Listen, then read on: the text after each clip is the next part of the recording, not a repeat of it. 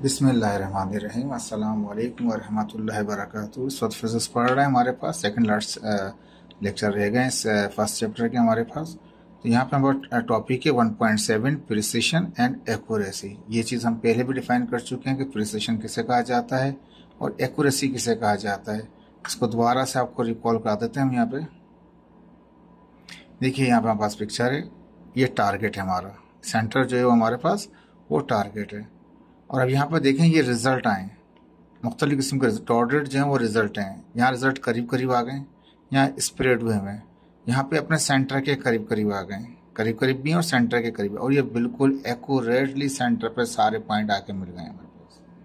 तो यहाँ पे हम यही चीज़ स्टडी करेंगे, सेंटर को जो टारगेट हिट करेंगे हमारे पास वो वहाँ पे एक्यूरेसी हाई होगी। ठीक है, ये सर्किल में भी आ गए तब भी एक्यूरेसी हाई है, लेकिन प्रिसिशन लो है क्योंकि वो फैले हुए हैं, ये स्प्रेड हुए हैं, एक कंसिस्टेंसी नहीं है, एक ही पॉइंट पर नहीं है। यहाँ पे कंसिस्टेंसी है, एक ही पॉइंट के ऊपर मौजूद है। यहाँ भी कंसिस्टेंसी है एक पॉइंट पर, लेकिन टारगेट से दूर है, तो एक्यूरेसी इसकी क्या हो गई, लो हो गई, लेकिन प्रिसिशन हाई हो गया।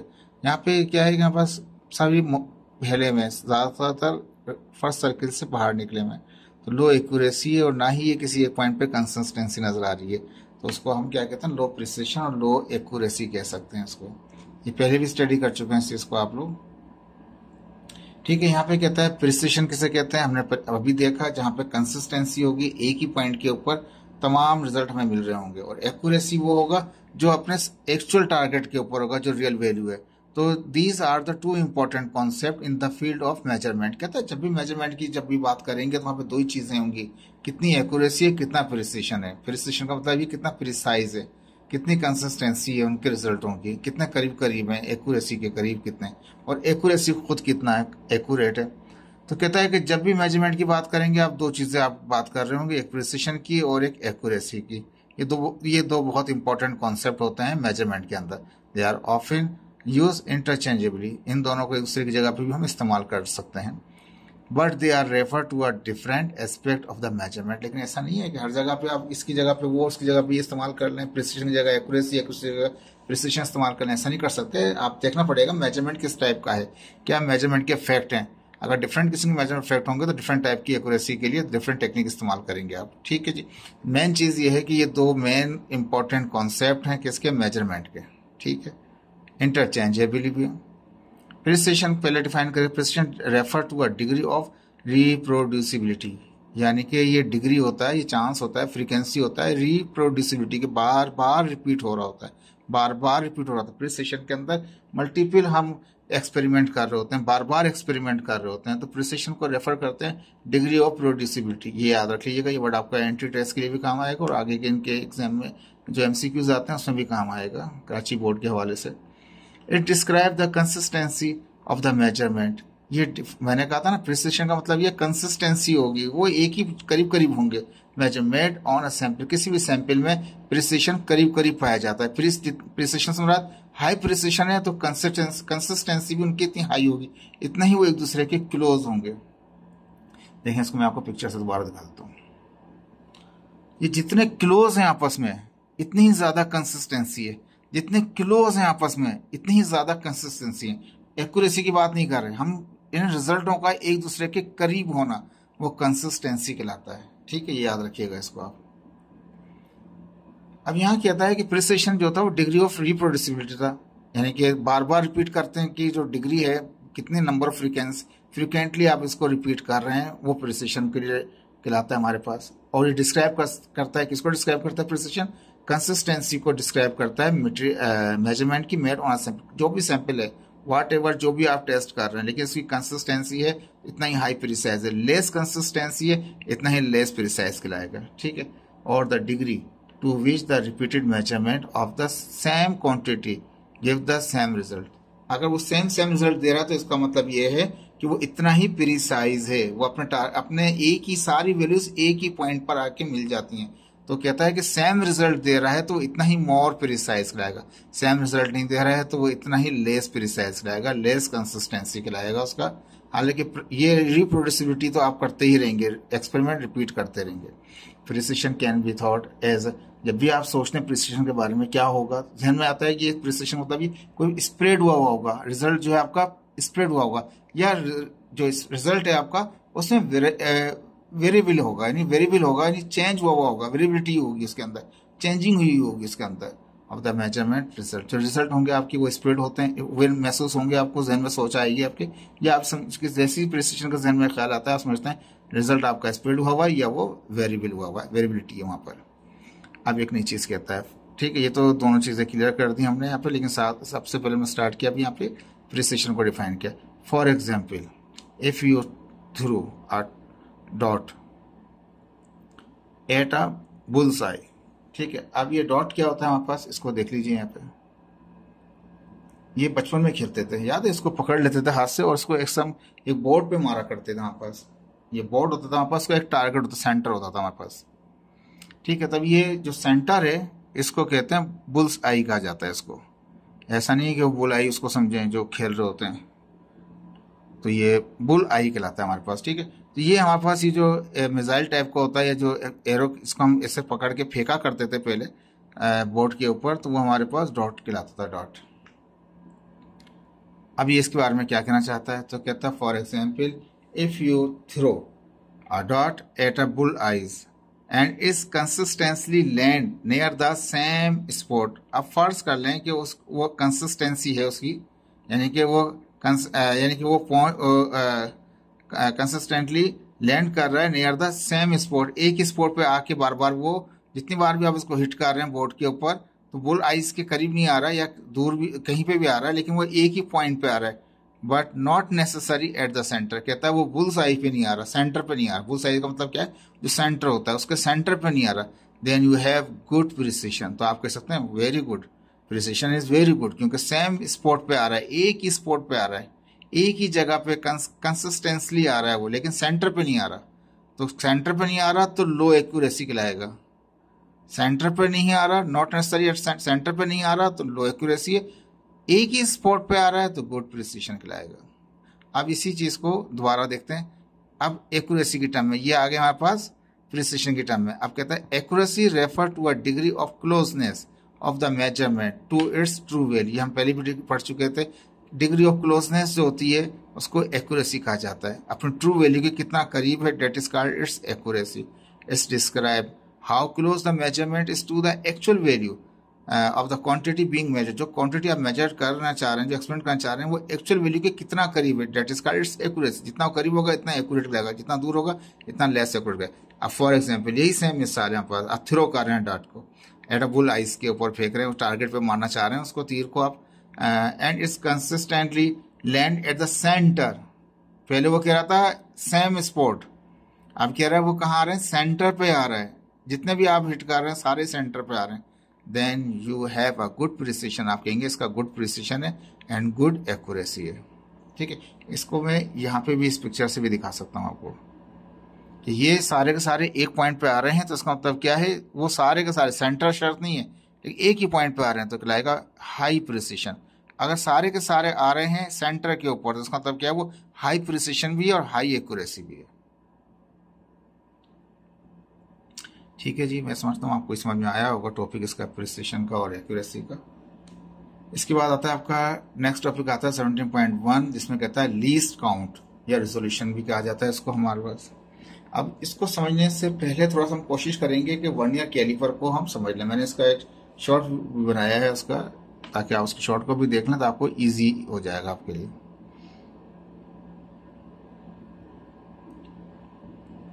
देखिए अब थोड़ा डिटेल में पढ़ेंगे इसको, वर्नियर कैलिपर को। हमने शुरू में पढ़ चुके हैं, माइक्रोमीटर पढ़ चुके हैं, लेकिन स्क्रू गेज पढ़ चुके हैं, लेकिन वर्नियर कैलिपर नहीं पढ़ सकते थे। अब देखिए वर्नियर कैलिपर का इस तरह जार टाइप के होते हैं हमारे पास, तो एक्सटर्नल भी और इंटरनल भी मालूम करने के लिए होते हैं हमारे पास। अब यहाँ पे कहता है एक होता है इसका मेन स्केल और एक होता है इसका वर्नियर स्केल। जब भी वर्नियर कैलिपर की बात करेंगे तो उसमें एक होगा उसका मेन स्केल और दूसरा होगा वर्नियर स्केल, ये याद रख लीजिएगा। ये जो मेन स्केल होता है वो सेंटीमीटर में होता है, 0 1 सेंटीमीटर हो गया, फिर 2 सेंटीमीटर, फिर 3 so on चल रहा है हमारे पास, ठीक है जी। अब ये कहता है कि ये 1 सेंटीमीटर कितने के बराबर होता है, तो जब 10 मिलीमीटर मिलते हैं, 1 मिलीमीटर, 2 3 4 5 6 7 8 9 10, जब 10 मिलीमीटर मिलेंगे तो क्या बन जाएगा, 1 सेंटीमीटर बन जाएगा। या तो सल्फाज में कह लें 1 सेंटीमीटर के अंदर 10 मिलीमीटर होते हैं। यहां से एक जो हमारे पास यूनिट, अब पहला जो यूनिट बनता है, जीरो से जो पहले यूनिट तक का फासला होता है, इसे एरो दिखा दी ना इसने, जीरो से लेके पहले यूनिट तक का जो फासला होता है 1 mm होता है।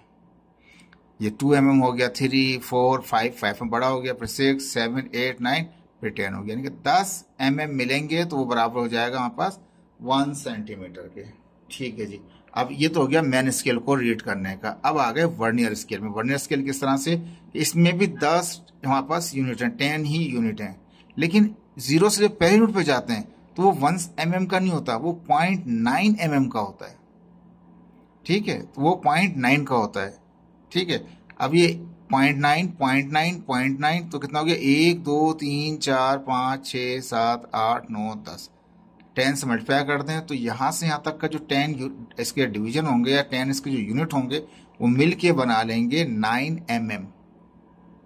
क्या बना लेंगे, वो 9 mm बना लेंगे। ठीक है, ये 10 मिलता है तो 1 सेंटीमीटर बना लेता है, जब 10 mm मिलते हैं तो 1 सेंटीमीटर बन जाता है, और जब 9 mm 10 यूनिट मिलते हैं 0.9 mm के तो बन जाता है 9 mm। ठीक है, यहाँ पर लिखा भी हुआ है 10 यूनिट जो है मेन स्केल के 1 सेंटीमीटर हो। 10 यूनिट है, 1, 2, 3, 4, 5 और ये 5, ये 10, तो 10 यूनिट मिले तो 1 सेंटीमीटर बन जाता है वर्नियर स्केल में। और जब 10 यूनिट मिलते हैं वर्नियर स्केल के, मेन स्केल के 10 मिलते हैं तो 1 सेंटीमीटर है, वर्नियर के मिलते हैं तो 9 mm बन जाता है। जो कहते हैं 9 mm की गोली है, बुलेट है 9 mm का, तो वो इतना फासला होता है। ठीक है, समझाने के लिए बता रहे हैं, ये इतना बड़ा नहीं होता सेंटीमीटर, जैसे एक फिगर बता रखी है आपको। तो एक डिवीजन जो है उसका रिकॉर्ड करके देखें, 10 यहाँ पे कहाँ पे जाके इसके मीट हुए, 9 के साथ मीट हो गए, पूरा नहीं बराबर होता क्योंकि ये डिस्टेंस कम होता है। तो ये देखें आहिस्ता आहिस्ता क्या होता है, ये कम होता जाता है। 1, 2, 3, 4, 5 आया यहाँ पे। अब इसके 5 कैसे आएंगे, 1, 2, 3, 4, 5, फर्क आ गया, खुद फर्क आ गया। 5 वो ये हैं सेंटीमीटर वाले के, 5 यहाँ पर हैं, और इसके मेन स्केल का 5 यहाँ पे आता है, यानी 5 mm आता है, इसका ये 5 mm नहीं आता है, ये 0.9 वाले 5 आ जाएंगे। 5 टाइम 8 कर लें, बस जाएगा यहाँ तक कितना हो जाएगा। तो 10 जब होता है पूरा पूरा 1 mm का फर्क आ जाता है जब 10 यूनिट्स को आप काउंट करते हैं। तो मेन स्केल जो है, मेन स्केल जो है हमारे पास 1 mm का होता है, इसका एक यूनिट 1 mm के बराबर होता है, जबकि वर्नियर का एक स्केल 0.9 mm के बराबर होता है। दोनों को क्या कहते हैं, डिफरेंस निकालेंगे तो 0.1 mm का डिफरेंस है। तो इसमें और इसमें कितने का आ गया, 1.1 mm का डिफरेंस आ गया। This is called vernier caliper.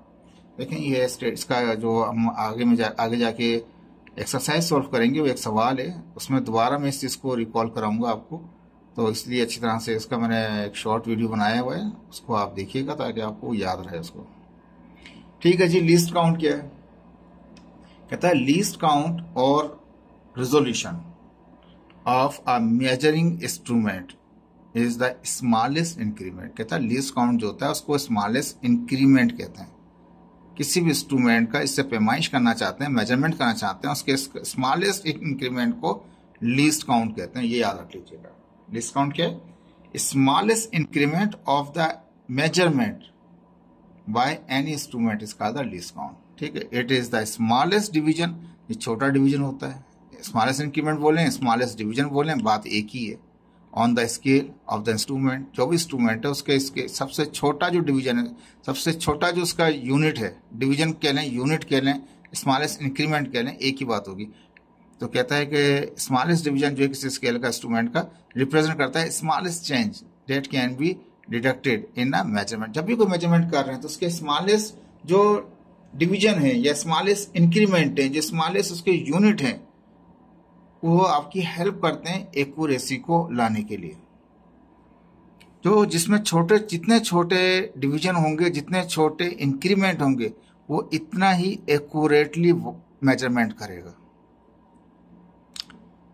ठीक है, कहता है and represent the smallest change that can be deducted in the measurement. जो कम से कम स्मॉलेस्ट चेंज इसको आप मेजर कर रहे हैं उसको डिडक्ट कर सकते हैं, यानी कि अगर जितना छोटा स्केल होगा इतना ही एक्यूरेटली आप उसको डिडक्ट कर सकते हैं।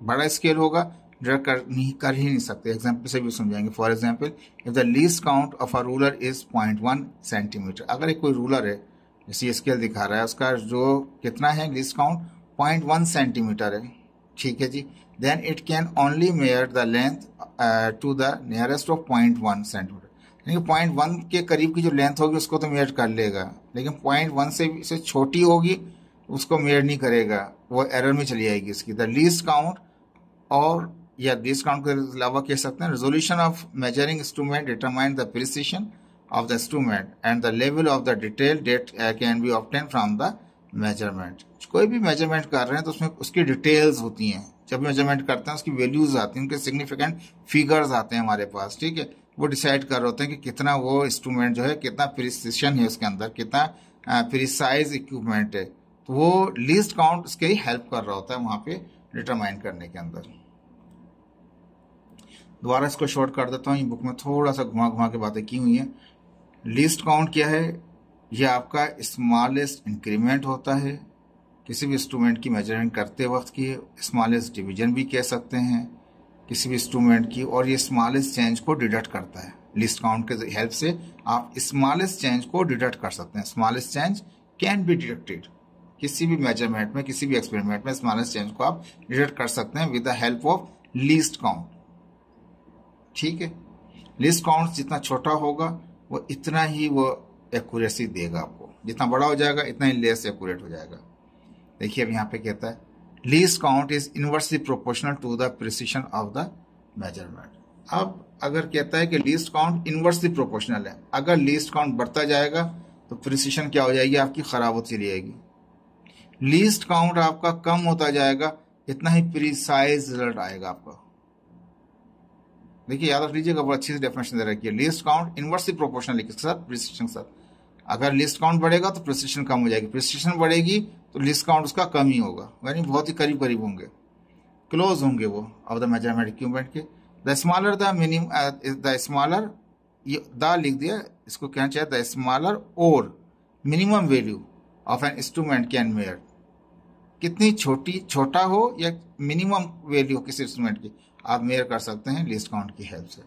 Lower the value of list count, LC कह दिया इसने, जितना कम लिस्ट काउंट होगा तो याद रखें higher will be the precision, इतनी हाई उसकी क्या होगी, प्रिसिशन होगी। इनवर्सली प्रोपोर्शन में एक चीज कम होगी तो दूसरी ज्यादा होगी। लिस्ट काउंट कम होगा तो प्रिसिशन हाई होगी, लिस्ट काउंट ज्यादा होगा तो प्रिसिशन लेस होगी उसकी, याद रखिएगा इसको। देखिए अब यहाँ कहता है द बेटर अंडरस्टैंडिंग, और अच्छा समझने के लिए let's consider an example digital and mechanical vernier caliper. इस वक्त हम देख रहे हैं एक दो टाइप के वर्नियर कैलिपर, एक डिजिटल एक मैकेनिकल। मैकेनिकल वो जो अभी थोड़ी देर पहले देख चुके थे आप। डिजिटल और मैकेनिकल में फर्क है, क्या है, दो टाइप के होते हैं। डिजिटल वर्नियर कैलिपर की जो लीस्ट काउंट होता है वो 0.01 mm होता है, जबकि मैकेनिकल का कितना होता है 0.02 mm होता है। तो ये बढ़ गया, लिस्ट काउंट बढ़ जाएगा। तो ये अगर दो वैल्यूज दिखाएं कि एक वर्नियर कैलिपर है जिसकी रीडिंग लिस्ट काउंट 0.01 है, दूसरे वाले का लिस्ट काउंट 0.02 है, तो which one is give the good result. तो सारी बात है आपको गुड रिजल्ट, जितना लीस्ट होगा, लिस्ट काउंट की वैल्यू जितनी कम होगी वो इतना ही बेहतर देगा, और जितनी ज्यादा होगी उसकी वो इतना ही सही रिजल्ट नहीं देगा आपको। तो ये एमसीक्यूज है आपका, एंट्री टेस्ट के लिए भी हो रहा है, कराची बोर्ड के लिए भी। मैकेनिकल वर्नियर जो है विल मेयर 6 यानी कि ये एक मेजरमेंट है और ये प्लस माइनस दिखा दिया, तो ये आपकी क्या है, अनसर्टेनिटी है आपकी, ठीक है जी। तो अब ये 0.01 है मिलीमीटर डायमीटर है, अब वो 0.2 तक क्या है, ठीक है। तो अब ये 0.01 है, तो इसके बाद कहाँ जाएगा, ना तो वो 20 पे आएगा, 19 पे जाएगा पीछे, और आगे बढ़ाएंगे इसको हम तो वो 23 पे चला जाएगा। यहाँ पे एक रीडिंग यहाँ पर दिखा रहा है कि इज 6 ± 20 दे रखा है मिलीमीटर, और 6 ± 0.22 दे रखा है मिलीमीटर। अब दो हैं, ये पूरा डिफाइन नहीं किया, लेकिन समझा रहा हूँ आपको कि एक वर्नियर कैलिपर है जिसका 0.2 आपने एक मेजरमेंट किया मैकेनिकल वर्नियर कैलिपर से, ठीक है। तो उसकी क्या आया 6 ± 0.01 आया है, और हमारी जो वैल्यूज हैं वो अगर हमें मेजर करना है 0.02 करना है, तो ये इसमें इसका जो फर्दर इंक्रीमेंट आएगा वो आएगा 0.02। तब ऐड करेंगे इसमें 0.02 को, तो ये 6 ± 0.2 3 हो जाएगा 0.2 ऐड होने के बाद। अगर माइनस करके पीछे जाएंगे तो ये +6 प्लस माइनस 0.19 हो जाएगा। तो ये तो नहीं आया, 20 तो नहीं आया। या तो पीछे जाएंगे यानी कि माइनस करेंगे इसको 0.02 को, तो ये पीछे जाके 6 प्लस माइनस 0.19 हो जाएगा। आगे जाएंगे प्लस करेंगे तो क्या होगा, 23 हो जाएगा। ये वैल्यूज तो नहीं सेम मीटर कर सकता। हाँ, ये कर सकता था। अगर यही रीडिंग थी तो डिजिटल क्या करेगा, आराम से 621 के बाद 22 हो जाएगा, फिर 23 भी हो जाएगा, सबको कर सकता है। ये मोर एक्यूरेट हो गया। तो यहाँ पे कहता है मैकेनिकल जो वर्नियर था वो मेजर कर रहा था ये वैल्यू को, डायमेंशन को, इस डायमेंशन को, और रीडिंग्स ये थी हमारे पास, ये हो या ये हो, इसके लिए वो लेस है। Whereas the digital vernier will measure 6 point plus minus 621 का मेयर किया है। तो अब जाहिर बात है अगर इंक्रीमेंट भी करेंगे तो वो 22 को भी मेयर कर सकता है, और डिक्रीमेंट भी करेंगे तो वो 20 को भी मेयर कर सकता है। Therefore the digital vernier is more precise compare to the mechanical vernier. कहता है कि जो डिजिटल है वो मोर प्रिसाइज है किसके मुकाबले में, मैकेनिकल के बाद।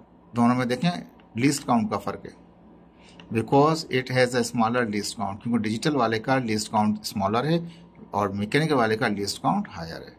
एक्यूरेसी इज, मैं होपफुल समझ में आ गया होगा आपको, accuracy is also inversely proportional to the least count. कहता है जो एक्यूरेसी है वो भी इनवर्सली प्रोपोर्शनल होती है लीस्ट काउंट के साथ। प्रिसिशन अभी थोड़ी देर पहले पढ़ा, वहां भी ये लिखा होता है, वो भी इनवर्सली प्रोपोर्शनल होता है। यानी कि अगर लीस्ट काउंट जितना कम होगा इतना ही ज्यादा एक्यूरेट रिजल्ट आएगा, जितना लीस्ट काउंट ज्यादा होगा इतना ही लेस एक्यूरेसी आएगी। तो कहता है कि एक्यूरेसी जो है इंस्ट्रूमेंट की is always less than it's least count. Least count से वो कम होना चाहिए, लीस्ट काउंट उसका कम होना चाहिए, तो वो सही एक्यूरेसी दिखाएगा। थोड़ा जुमला सही नहीं दिया हुआ इसने। Because it can not mayor the better, इसको छोड़ दें, बस समझ लीजिए, इसको अपने अंदाज में भी आप लिख सकते हैं।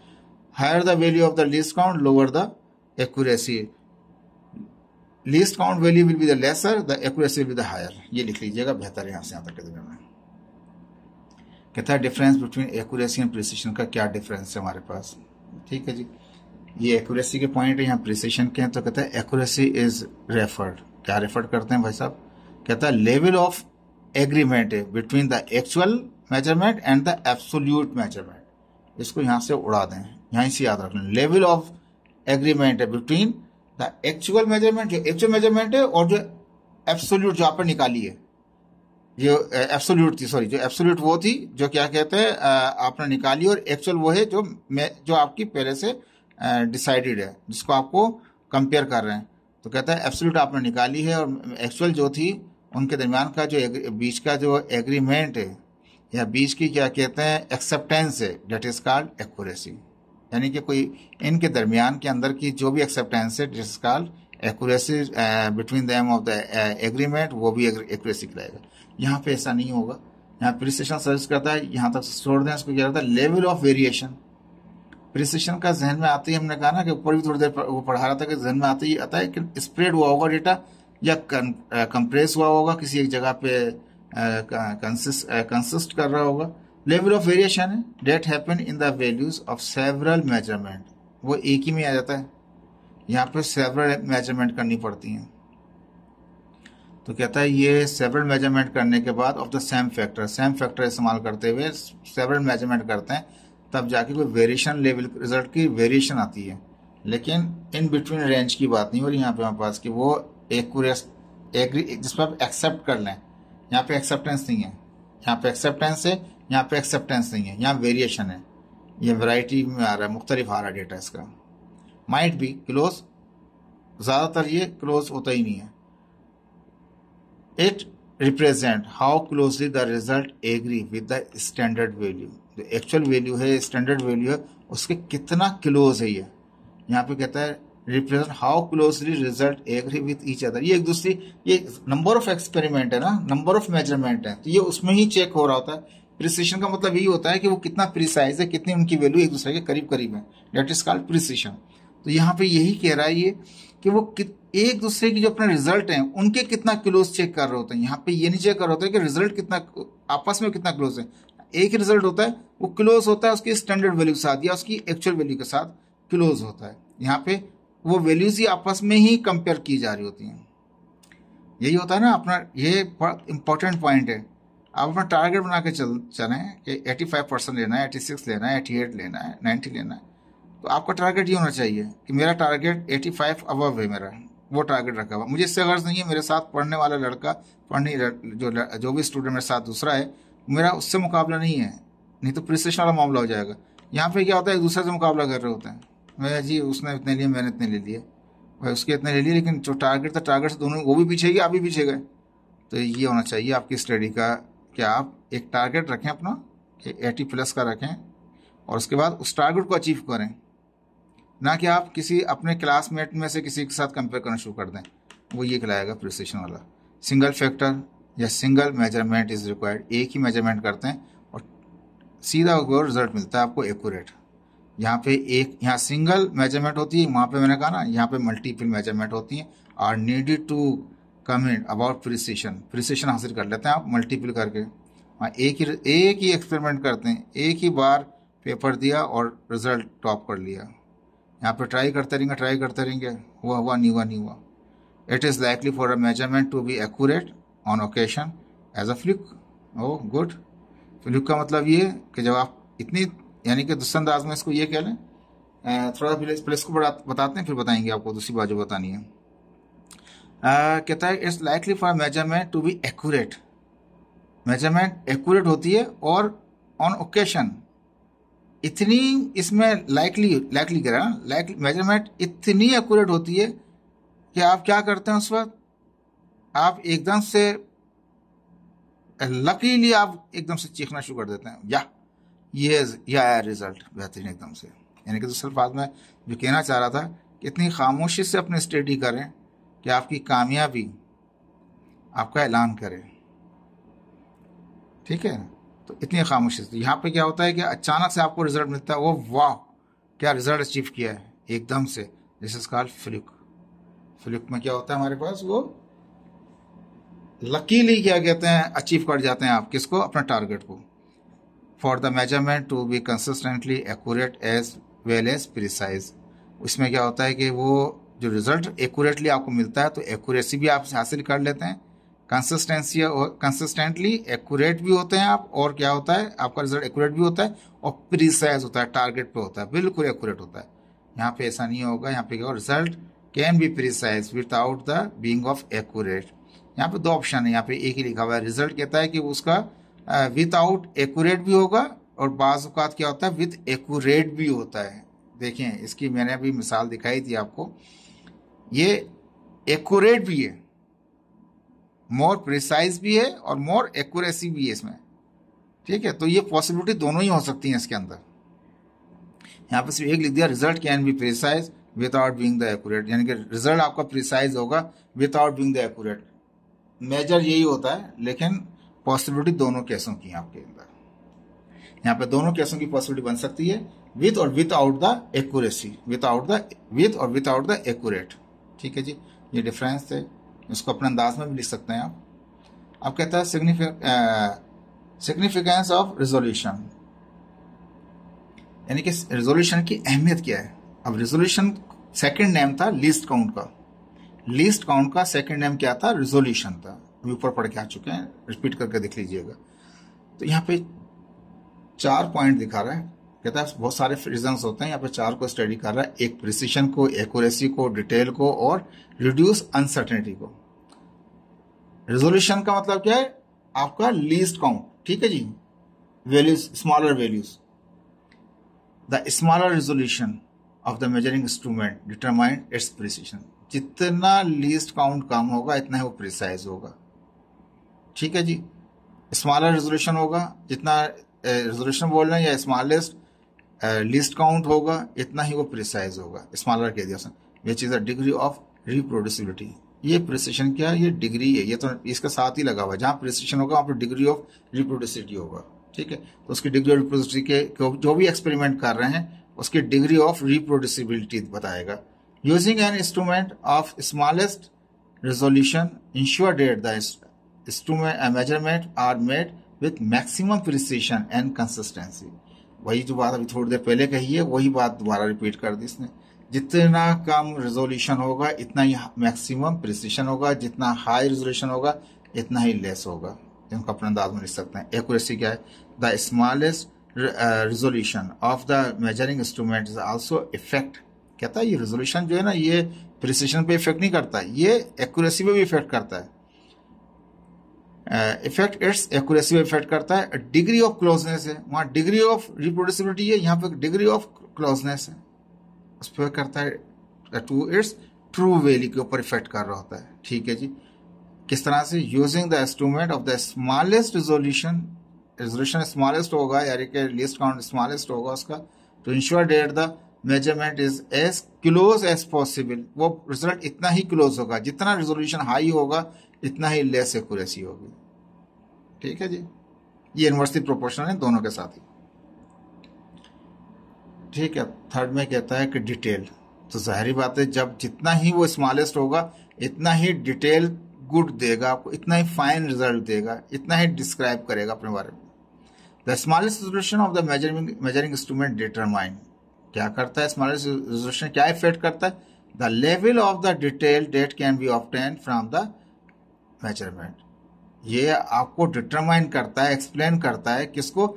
लेवल ऑफ डिटेल को, कि उसकी डिटेल कितना है, उसका सिग्निफिकेंट कितने हैं, उसके बारे में ये एक्यूरेसी कितनी है, कितना उसका, इन दोनों चीजों को, सब चीजों को डिफाइन कर डिटेल का मतलब डिफाइन कर रहा होता है मेजरमेंट को। ठीक है। स्मॉलेस्ट, और अगर स्मॉलेस्ट नहीं होगा, लार्जेस्ट होगा, तो समझ में नहीं आएगा रिजल्ट क्या है, कोई ऑथेंटिक बात नहीं कर सकेगा। Using an instrument of smallest resolution allow for the measurement of फाइनर details.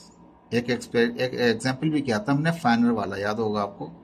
जब फाइन कर लेते हैं उसके बाद क्या होता है, वो रिजल्ट एक्यूरेसी इतनी ही करीब हो जाती है। याद आए करें इसको डिटेल में, फाइनर को याद करें, पीछे हमने पढ़ा है आपको पीछे लेक्चरों के अंदर हमारे पास है।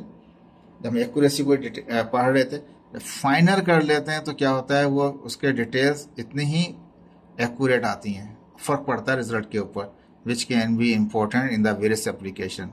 क्योंकि हमें मेन काम ये है, हमें एक्यूरेसी चाहिए, क्लोजनेस चाहिए, ताकि हम साइंटिफिक वर्क करें, इंजीनियरिंग वर्क करें तो कोई डैमेज ना हो, कोई नुकसान ना हो हमें वहाँ पे। तो डिटेल भी एक्सप्लेन करता है लीस्ट की। ऐसा अगर लीस्ट रिजोल्यूशन नहीं होगा या स्मॉलेस्ट रिजोल्यूशन नहीं होगा तो उसकी डिटेल कोई यूजफुल नहीं होगी। जैसे एडिंग कर सकते हैं इस चीज़ों को आप। स्मॉलेस्ट रेजोल्यूशन होगा तो detail will be the useful, और द हायर रेजोल्यूशन होगा तो detail will be no more the useful. ठीक है। अब यहाँ पे कहते हैं रिड्यूस अनसर्टेनिटी, तो जाहिर बात है जितना लीस्ट काउंट होगा अनसर्टेनिटी को उड़ा के रख देगा वो। तो स्मॉलेस्ट रेजोल्यूशन ऑफ किसी इंस्ट्रूमेंट का is directly proportional to the reduce uncertainty of the measurement, यानी कि इसके साथ डायरेक्टली, उनके साथ इन्वर्सली था। जितना कम होगा, जितना ज्यादा ये कम होगा रेजोल्यूशन, इतनी अनसर्टेनिटी कम हो जाएगी। अनसर्टेनिटी कम हो जाएगी तो इतना ही एक्यूरेट हो जाएगा। इनके साथ डायरेक्ट है, बाकी इनको साथ क्या था, ये इनवर्सली था, याद रखिएगा इसको। The smaller the resolution the smaller the uncertainty.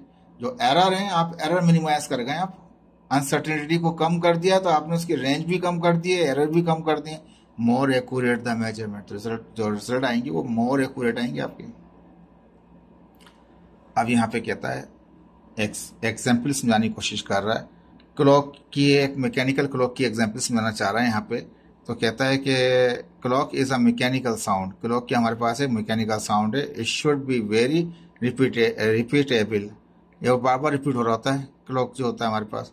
Each movement of the second hand, ज़ाहिर बात है जब क्लॉक है, क्लॉक के अंदर एक सेकेंड हैंड है और एक हमारे पास आर हैंड भी हमारे पास है, मिनट हैंड भी हमारे पास है उसके। तो मिनट, सेकंड, आर को डिफाइन कर रहा होता है। एक टिक टिक करके चल रहा होता है, साउंड आ रहा होता है आपको, और एक वो साइलेंट लगी होती है आपके पास, उसके मिनट आर्म और उसके आर आर्म, 3 आर्म होते हैं किसी भी क्लॉक के अंदर। मैकेनिकल क्लॉक के अंदर, कौन से क्लॉक में, डिजिटल की बात नहीं कर रहे, मैकेनिकल क्लॉक के अंदर 3 आर्म होते हैं। सेकेंड आर्म होता है, मिनट आर्म होता है आपके पास, आर आर्म होता है। ठीक है। तो अब यहाँ पे कहता है कि साउंड जो है क्लॉक का, मैकेनिकल साउंड आता है क्लॉक का, इट शुड बी वेरी रिपीटेबली, बार बार टक टिक टिक टिक टिक टिक करके वो आहिस्ता आहिस्ता वही साउंड रिपीट करके दे रहा होता है एक अपने पीरियड के साथ। Each movement of the second hand, जो सेकेंड का हैंड है, should happen at the constant interval, यानी कि एक अपने पर्टिकुलर टाइम पीरियड के बाद टिक टिक टिक टिक टिक टिक आवाज़ दे रहा होता है, साउंड दे रहा होता है, ठीक है। The clock can be use to be reliably time event, तो इस्तेमाल कर सकते हैं टाइमली रिलायबल, क्योंकि उसका पीरियड जो है वो कांस्टेंट है उसका। From start to the finish, जहाँ से स्टार्ट हुआ बाद में आगे घूम के पूरा एक चक राउंड कर लिया उसने, राउंड कर लेगा तो जाहिर बात है वहाँ पे वो मिनट जो होगा उसको एक टक करके नीचे गिरा देगा।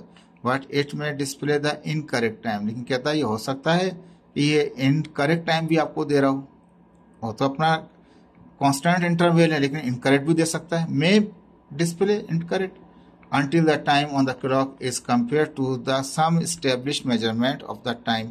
some established measurements का मतलब है कि हम अपने क्लॉक को पहले कैलिब्रेट कर लें स्टैंडर्ड टाइम के साथ। there is no way to tell how accurate the clock is, तो हम नहीं कह सकते कि क्लॉक कितना एक्यूरेट है। तो इसके लिए आपको क्या करना पड़ेगा, एस्टेब्लिश करना पड़ेगा एक मेजरमेंट टाइम की जो कि आपका स्टैंडर्ड होगा। Once compare to a non standard, एक स्टैंडर्ड टाइम के साथ आप उसको कैलिब्रेट कर लें तो क्या होगा, the accuracy of the clock can be determined. अब एक्यूरेसी को आप डिटरमाइन कर सकते हैं। अगर आपका वो क्लॉक जो है वो कैलिब्रेट नहीं हुआ है स्टैंडर्ड के साथ या एस्टेब्लिश मेजरमेंट के साथ कैलिब्रेट नहीं हुआ है तो वो एरर दे सकता है, इनकरेक्ट टाइम दे सकता है। तो कहता है the resolution of the clock can be determined by the number of the tick in a minute. कहता है जो रेजोल्यूशन जो है क्लॉक का उसको डिटरमाइन कर सकते हैं नंबर ऑफ टिक से, किसके, मिनट के। And number of increment shown on the face, उसकी जो फिगर है उस जो क्लॉक होता है उस पर आप नजर आ सकता है आपको कि टाइमिंग किस तरह से मूव कर रहा है। If the clock has no second hand, अगर कहता है कि अगर क्लॉक में सेकंड हैंड ही नहीं है, सिर्फ मिनट और आवर वाले हैं, if the clock has no second hand the highest resolution, अब कैलिब्रेशन कर रखी थी हमने सेकंड के साथ कर रखी थी, ठीक है। अब यहाँ पे कहता है if the clock has no second hand, second hand का मतलब है जो 3 आर्म होते हैं, एक सेकंड, एक मिनट और एक आवर वाला, तो कहता है सेकंड आर्म है ही नहीं उसका, has no second hand. Second arm, hand कह रहा है, आर्म कहता तो वैसे ही होता। If the clock has no second arm the highest resolution can be achieve as to half minute, highest resolution हो जाएगी। अब आप जानते हैं जब, और वो किस पर अचीव कर लेगी, आधे मिनट पे कर लेगी। If the clock only had an hour hand, अगर फर्ज कर लें मिनट भी नहीं है और आवर हैंड है तो फिर क्या होगा, you would only be able to determine the closest half hour, आधा घंटा आप मालूम कर सकते हैं उसका। Most people will prefer to use the accurate and repeatable clock, तो ज़्यादातर लोग प्रेफर करते हैं कि एक्यूरेट हो, रिपीटेबली क्लॉक हो विद अ डिसेंट रेजोल्यूशन हो, उसमें मिनट भी हो, सेकंड भी हो, आर भी हो, ताकि वो एक्यूरेसी दिखाए और अपना फंक्शन सही कर सके। देखिए इसके बाद ये इसका लास्ट टॉपिक आ गया आज के लेक्चर का, the importance of repeating experiment. तो कहता है increasing the number of reading, कहता है इसके कुछ जो ज़्यादातर रिपीटिंग कर रहे हैं, रिपीटिंग का मतलब क्या है, बार बार रिपीट करेंगे तो उसके लिए क्या क्या ये फैक्टर होते हैं। तो कहता है इम्प्रूव प्रिसीशन, जाहिर बात है जब बार बार प्रैक्टिस करेंगे यानी कि रिपीटिंग एक्सपेरिमेंट कर रहे होंगे तो उसकी इंपॉर्टेंस क्या है, उसकी इंपॉर्टेंस ये है कि इम्प्रूव कर देंगे प्रिसीशन को। एक्यूरेसी हो या ना हो, प्रिसीशन तो 100% इम्प्रूव ही होगा, क्योंकि उसमें तो एक वैल्यू को अपनी ही दूसरी वैल्यू से कंपेयर कर रहे होते हैं। The more reading taking in an experiment, एक एक्सपेरिमेंट में कई बार आप रीडिंग ले लेंगे। The more accurate and precise data become, तो मोर एक्यूरेट और प्रिसाइज डेटा आएगा, लेकिन शुरू में नहीं आएगा। शुरू में क्या होगा, थोड़ा सा रॉन्ग भी आ सकता है। This is because additional reading can help to account of any random error that may have occur in the first few reading. शुरू की जो रीडिंग होंगी ना, मैंने कहा ना कि उसके अंदर तो एरर, रैंडम एरर आ सकता है, लेकिन जब नंबर ऑफ एक्सपेरिमेंट कर लेंगे, एक तादाद में रीडिंग निकाल लेंगे, जब उनका मीन निकालेंगे आप, तो वहां पे क्या होगा, वो एक्यूरेसी आ जाएगी उसकी। लेकिन स्टार्टिंग की कुछ रीडिंग में क्या होगा, रैंडम एरर होगा। ये एक्सपेरिमेंट रिपीट कर रहे होते हैं आप, तो उसके स्टार्टिंग में रैंडम एरर आ रहे होते हैं, लेकिन नंबर ऑफ एक्सपेरिमेंट कर चुके होते हैं, जब उनका मीन वगैरह निकालते हैं आप, तो वो एरर मिनिमाइज हो जाता है आपका। अभी पीछे पढ़ के भी आ चुके हैं आप लोग इसको। रिड्यूस अनसर्टेनिटी, पहला काम तो ये है कि अगर रिपीट करेंगे एक्सपेरिमेंटों को तो इम्प्रूव हो जाएगी प्रिसीशन, क्योंकि स्टार्टिंग में तो एरर होता है लेकिन बाद में नंबर ऑफ हो जाते हैं तो वो क्या होता है, नंबर ऑफ रीडिंग होती है तो इम्प्रूव हो जाती है प्रिसीशन। रिड्यूस अनसर्टेनिटी, तो जाहिर बात है अनसर्टेनिटी को भी रिड्यूस कर देता है। टेकिंग मोर रीडिंग, ज़्यादा रीडिंग लेते हैं एक्सपेरिमेंट की, reduce the uncertainty in the data, data के अंदर जो अनसर्टेनिटी है उसको रिड्यूस कर देता है, कम कर देता है। जो कम कर देता है तो क्या होता है, which is the degree of, ये अनसर्टेनिटी क्या है, डिग्री किसका, रैंडम एरर का है, associate with the measurement, measurement में जो एरर आ रहा है उसको डिसाइड कर रहे हैं, उसको डिफाइन कर रहे हैं अनसर्टेनिटी से। The larger the number of reading, अब रिपीटिंग कर रहे हैं तो नंबर ऑफ रीडिंग क्या लार्जर है, the smaller the uncertainty, inversely proportional है रिपीटिंग के साथ, तो स्मॉलर हो जाएंगी uncertainty and more accurate the data become. तो डेटा क्या होगा, इतना ही एक्यूरेट होगा। मैं डिफरेंस में भी आपको बता रहा था कि ये जो प्रिसिशन वाला मामला है इसको याद रखें, इसमें डेटा ज़्यादातर तो गलत ही आता है लेकिन करेक्ट भी आता है, ऐसा नहीं करेक्ट नहीं आता, करेक्ट भी आता है, लेकिन स्टार्टिंग में तो रैंडम एरर आ जाएंगे उसके, ठीक है। Better representation of the underlying trend, अब कोई भी ट्रेंड चल रहा है उसके अंदर का जो प्रेजेंटेशन है उसको बेटर कर देता है, बार बार रिपीट हो रहा है, आपको बदल जाता है कि क्या इफेक्ट है इसके अंदर। टेकिंग मल्टीपल रीडिंग, बार बार आप रीडिंग ले रहे हैं in an experiment can help, जो बार बार रीडिंग ले रहे हैं वो आपकी हेल्प करता है। Reveal the underlying trend in the data, data में जो ट्रेंड चल रहा है, ट्रेंड कहाँ जा रहा है, उसको किस तरफ लेके जा रहा है उसको आप देख सकते हैं।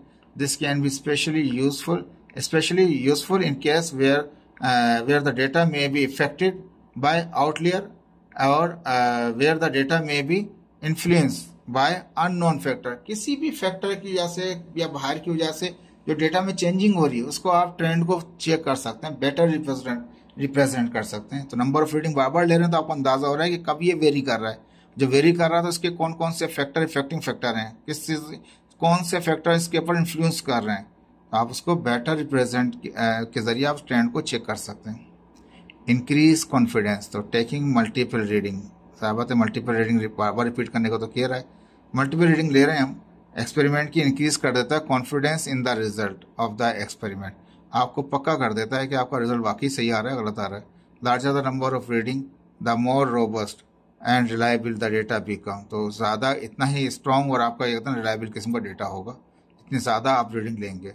And more likely it is represent the true underlying relationship between the variable, जो वेरिएबल्स आप इस्तेमाल कर रहे हैं उनके दरमियान में ट्रू किस्म का एक को रिलेशन आप बना लेंगे उसके अंदर, ठीक है। इसको रीड कर लीजिएगा, ये आसान है, पॉइंट मुश्किल नहीं है आपके।